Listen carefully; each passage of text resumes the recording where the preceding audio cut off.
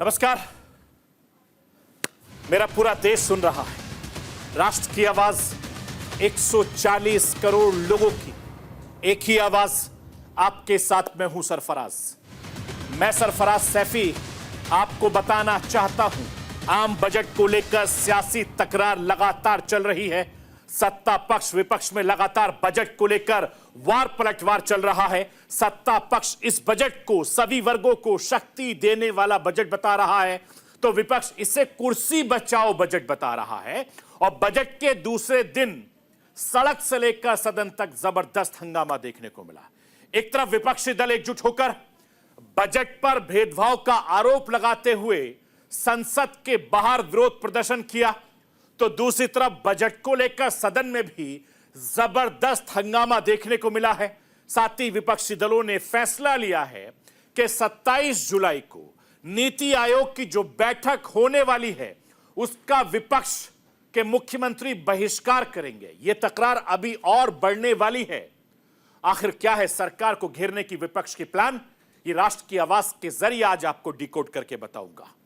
तीसरे कार्यकाल के पहले बजट में मोदी सरकार ने 3 बातों पर खासा ध्यान दिया है: गठबंधन वाला धर्म, रोजगार का कर्म और मिडिल क्लास को छोटी सही लेकिन राहत जरूर दी है। विपक्ष अब इसी गठबंधन धर्म को लेकर सरकार को घेर रहा है। विपक्ष का आरोप है कि बजट में नीतीश कुमार, चंद्रबाबू नायडू के राज्यों को विशेष पैकेज दिया गया, जबकि दूसरे राज्यों की अनदेखी की गई है। विपक्ष का यह भी कहना है कि यह बजट सरकार बचाने के लिए बनाया गया है। बजट में सभी राज्यों के साथ इंसाफ नहीं हुआ है। क्या कुर्सी बचाने के लिए बजट पेश किया गया? विपक्ष के इस दावे में कितनी सच्चाई है, यह भी राष्ट्र की आवाज के जरिए आज आपको बताऊंगा। विपक्ष बजट के साथ साथ किसानों के मुद्दे पर भी सरकार को घेरने का प्लान बना लिया है। किसान नेताओं के एक प्रतिनिधि मंडल ने विपक्ष के नेता राहुल गांधी से मुलाकात की। बैठक में कांग्रेस के कई सांसद मौजूद थे। इसके अलावा किसान नेताओं ने राहुल से एमएसपी की गारंटी पर प्राइवेट मेंबर बिल पेश करने की मांग की है। इस मांग पर विपक्ष के नेता राहुल गांधी ने क्या भरोसा दिया है, यह भी राष्ट्र की आवाज के जरिए आज आपको बताने, दिखाने, समझाने की कोशिश करूंगा। मैं अपने हिंदुस्तान के कोने कोने की आवाज को दिल्ली तक पहुंचाता हूं। दिल्ली की आवाज को देश दुनिया के कोने कोने तक पहुंचाता हूं। नेताओं की आवाज को मैं आम लोगों तक पहुंचाता हूं। आम लोगों की आवाज को मैं अपने देश के हुक्मरानों तक पहुंचाता हूं। आपकी आवाज से मिलती है मेरी आवाज और बन जाती है राष्ट्र की आवाज।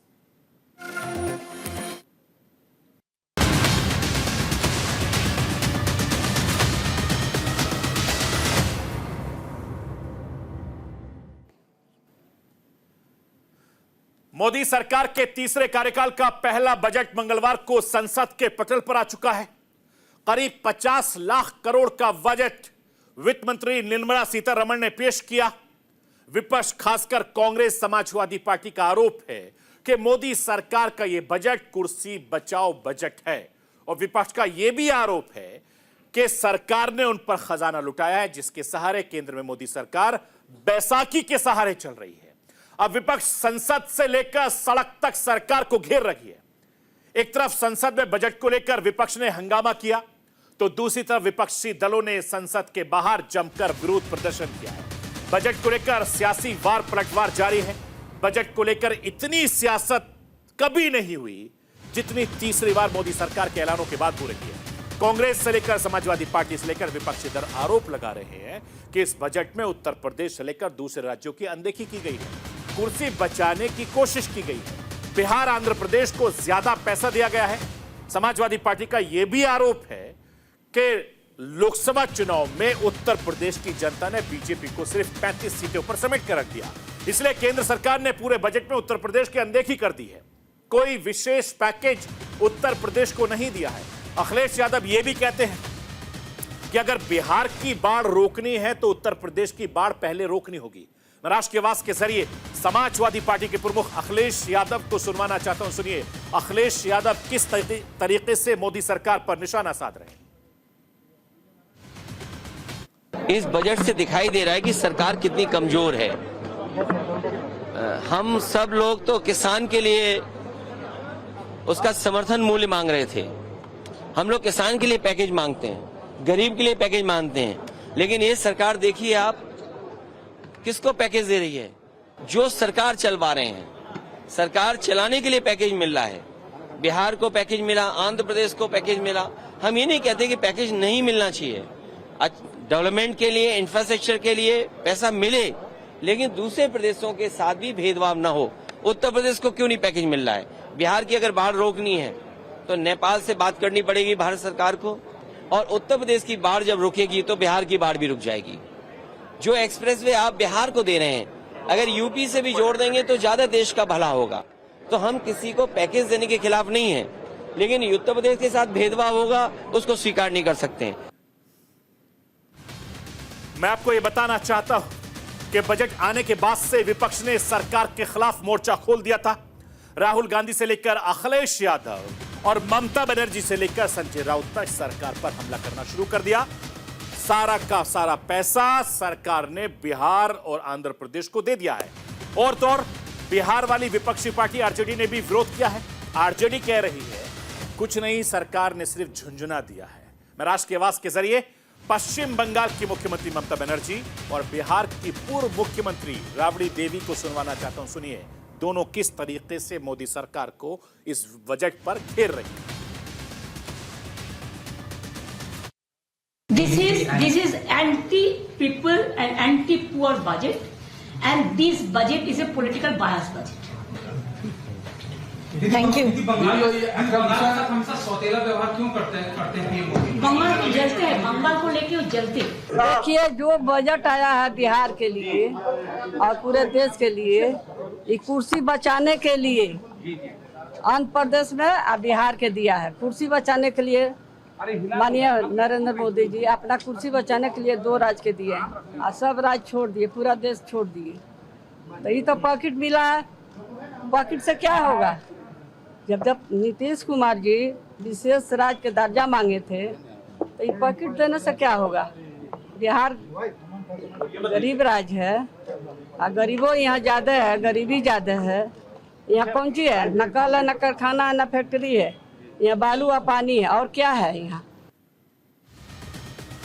मैं आपको ये बताना चाहता हूं कि जंग सिर्फ सड़क पर विरोध और सदन में हंगामे पर नहीं रुक रही। विपक्ष ने इंडिया गठबंधन की बैठक में फैसला लिया है कि उनके मुख्यमंत्री नीति आयोग की बैठक का बहिष्कार करेंगे। एक तरफ विपक्ष बजट को लेकर लगातार सरकार पर सवाल उठा रहा है, तो दूसरी तरफ बीजेपी बजट को लेकर गदागद है। मैं राष्ट्र की आवाज के जरिए आपको भारतीय जनता पार्टी के नेता रविशंकर प्रसाद को सुनवाना चाहता हूं। सुनिए बजट को लेकर कितनी तारीफों के पुल बांध रहे रविशंकर। पूरा बजट पढ़ें। ये पूरा बजट देश के विकास का बजट है, किसानों के लिए है, रोजगार के नए अवसर बनाता है, मैन्युफैक्चरिंग को बढ़ाता है, महिलाओं की चिंता की गई है। 9 उसके मेजर पॉइंट्स हैं। एजुकेशनल लोन को बढ़ाया गया है, मुद्रा लोन को बढ़ाया गया है, इंफ्रास्ट्रक्चर पर हाईएस्ट एक्सपेंडिचर हो रहा है, कैपेक्स बढ़ाया गया है। तो ये देश के लिए है कि नहीं है? अब वो समझेंगे तो, नहीं समझेंगे तो हम क्या करेंगे?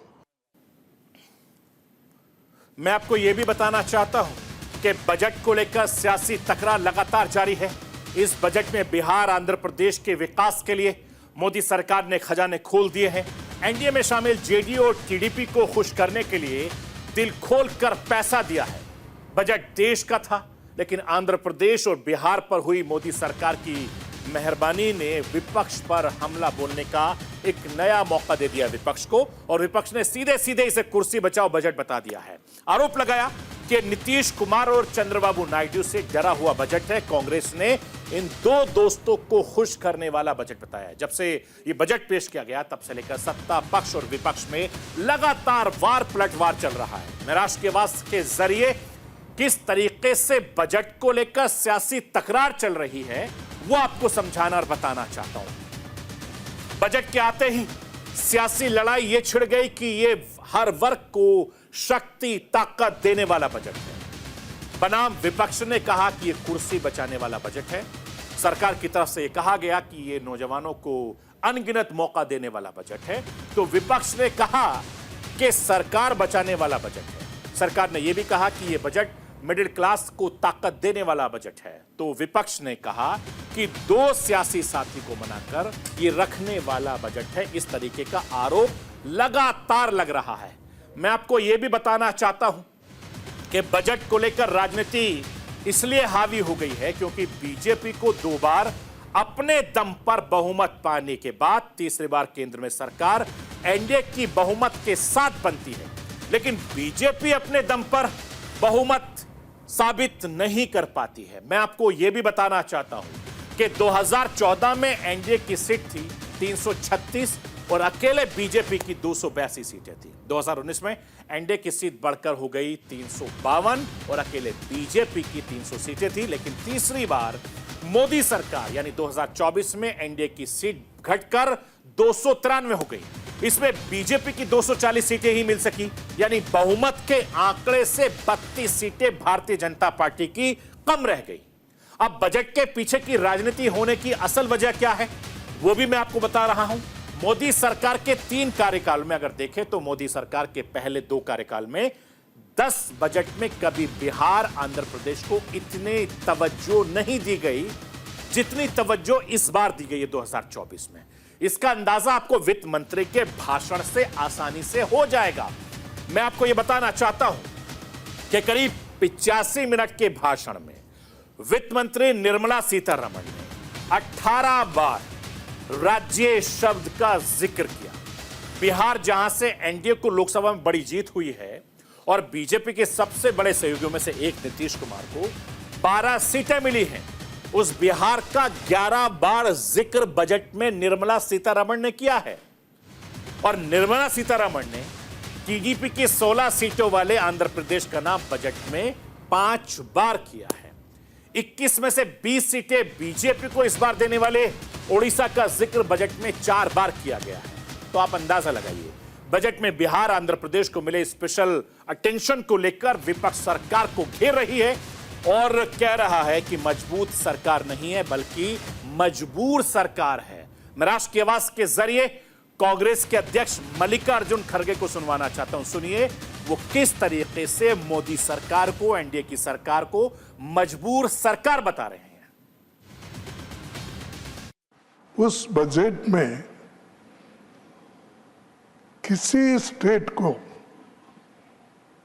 कुछ नहीं मिला और सबके थाली खाली और 2 के थाली में पकोड़ा और ये अपना जिलेबी, एक सेकंड, ये 2 छोड़ के किसी को नहीं मिला कुछ। ना तमिलनाडु को मिला, ना केरला को मिला, ना कर्नाटक को मिला, ना महाराष्ट्र को मिला, ना पंजाब, ना हरियाणा, ना राजस्थान, ना छत्तीसगढ़, ना किसी स्टेट को कुछ नहीं, दिल्ली को नहीं दिया। तो मैं कितने गिनूं, ओडिशा को कुछ नहीं दिया। तो ऐसा बजट मैं कभी नहीं देखा और ये सिर्फ किसी को खुश करने के लिए, कुर्सी बचाने के लिए वो ये सब हुआ है। इसका हम कंडम करते हैं। Between vote on account which was presented on 1st February this year and now the full budget which was presented yesterday for this year, I have not named very many states, but let me take the example of Maharashtra for instance. Between vote on account and yesterday's budget, in vote on account and in yesterday's budget, I had not named Maharashtra. I'll take it as an example. Cabinet has, under the leadership of Prime Minister Modi, passed a very important decision.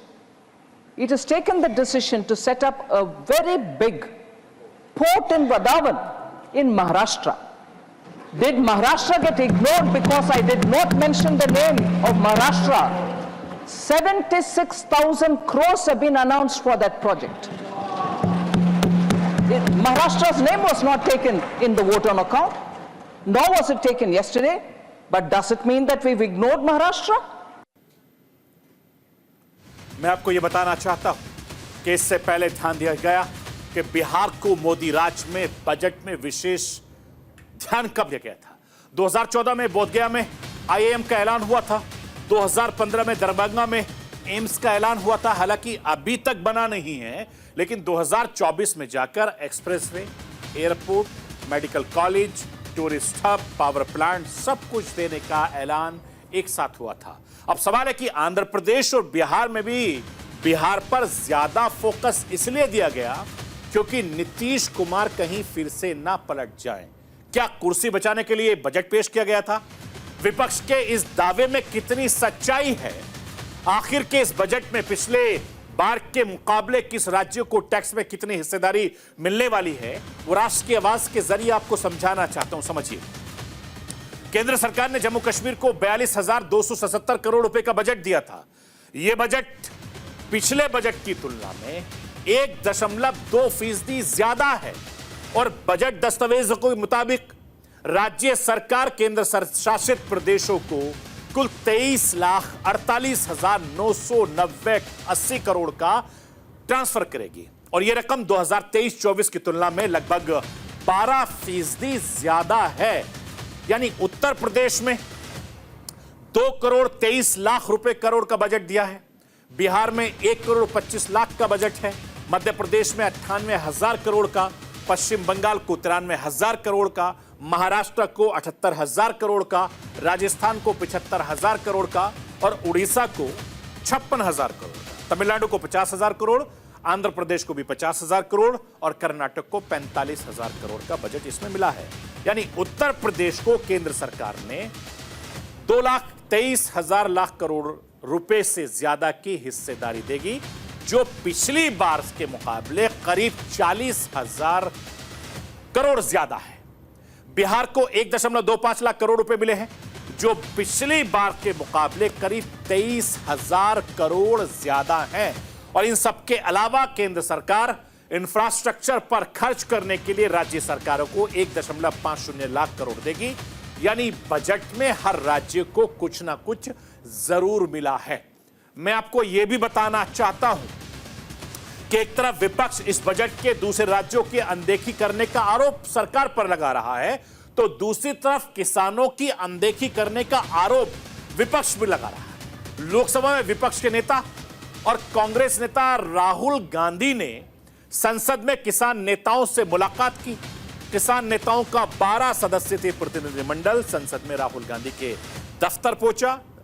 Lok Sabha प्रतिपक्ष के नेता से मुलाकात की तस्वीरें लगातार मैं आपको दिखा रहा हूं। इस मीटिंग में 12 किसान नेताओं ने राहुल गांधी से एमएसपी की गारंटी पर प्राइवेट मेंबर बिल पेश करने की मांग रखी है। राहुल गांधी ने सभी किसान नेताओं को आश्वासन दिया है कि इंडिया गठबंधन से बात करके इस पर जल्द अंतिम फैसला भी लिया जाएगा। मैं राहुल गांधी को आपको सुनवाना चाहता हूं। सुनिए राहुल गांधी इस मुद्दे को लेकर क्या कुछ कह रहे हैं। हमारे मैनिफेस्टो में एमएसपी विद लीगल गारंटी लिखा है। हमने पूरा उसका असेसमेंट किया है, वो किया जा सकता है। अभी मीटिंग में हमने ये डिसाइड किया कि जो इंडिया गठबंधन के बाकी लीडर्स हैं उनसे हम ये डिस्कशन करेंगे और फिर सरकार पर दबाव डालने की कोशिश करेंगे कि legal guarantee, MSP legal guarantee Hindustan के किसानों को मिले। मैं आपको ये बताना चाहता हूं कि तमाम किसान नेता लंबे वक्त से दिल्ली आने की मांग कर रहे थे। शंभू बॉर्डर पर इनके ट्रैक्टर ट्रॉली अभी भी बंद है, शंभू बॉर्डर बंद है, लेकिन ये किसानों को आने का मौका दिल्ली की तरफ नहीं मिल रहा है। ये ट्रैक्टर ट्रॉली के साथ दिल्ली कूच करने की पिछले कई महीने से प्लानिंग कर रहे हैं, लेकिन मुलाकात नहीं हो सा रही। लेकिन 12 सदस्यीय जो एक किसान नेता आपको इस समय टीवी स्क्रीन पर दिख रहे हैं, ये तमाम वो नेता हैं जो राहुल गांधी से मिलकर संसद भवन में अपनी अपनी परेशानी रखी। सरकार ने इनसे क्या कमिटमेंट किया था जो पूरा नहीं किया, उसको लेकर लगातार इनकी नाराजगी बनी हुई है। और इसी नाराजगी के बहाने आपने कुछ दिन पहले सुना होगा कि जो किसान नेता उन्होंने कहा कि राहुल गांधी के जरिए, विपक्ष के नेताओं के जरिए हम इस मांग को संसद में उठाने की अपील करेंगे। उसी के चलते ये तमाम जो किसान नेता हैं राहुल गांधी से मुलाकात की। राहुल गांधी अब तमाम जो विपक्ष के नेता हैं उनके साथ बैठकर बातचीत करेंगे और किसान भाइयों के मुद्दे को वो सदन में उठाएंगे। हालांकि पिछले काफी वक्त से किसान भाई लगातार सड़कों पर विरोध प्रदर्शन कर रहे हैं, लेकिन किसानों की आवाज अब संसद में भी गूंजने की तैयारी हो रही है, जिसकी तस्वीर मैं आपको दिखा रहा हूं। और आने वाले कुछ दिनों में तस्वीर आपको संसद के भीतर ये बताएंगे राहुल गांधी के किस तरीके से किसान नेता उनसे मिले और किसान नेताओं ने अपनी अपनी जो परेशानी है वो सदन के भीतर रख रहे हैं, उनकी आवाज को अपनी आवाज देंगे, विपक्षी सांसद भी उनके साथ खड़े होंगे। इसी की एक रणनीति का बड़ा हिस्सा है, क्योंकि जिन किसान नेताओं ने राहुल गांधी से मुलाकात की है, वो किसान नेता पिछले काफी वक्त से दिल्ली आने की कोशिश कर रहे थे। राहुल गांधी ने किसानों को संसद के अंदर आने से रोका गया था, लेकिन उसके बावजूद वो वापस आए किसान नेताओं से मिलने से पहले। राहुल गांधी भी लगातार उनसे बातचीत करते रहे। राहुल गांधी ने उनको आश्वासन दिया है कि उनकी बात को जरूर उठाएंगे, जरूर सदन में कहेंगे। एक बार फिर से मैं राहुल गांधी को सुनवाना चाहता हूं, सुनिए राहुल गांधी क्या कुछ कह रहे हैं। हमने यहाँ इनवाइट किया था अपने ऑफिस में मिलने के लिए, तो यहाँ कहा गया है कि उनको अंदर नहीं आने देंगे, शायद क्योंकि वो किसान हैं इसलिए यहाँ अंदर अलाउ नहीं कर रहे हैं, तो बाहर मिल लेंगे।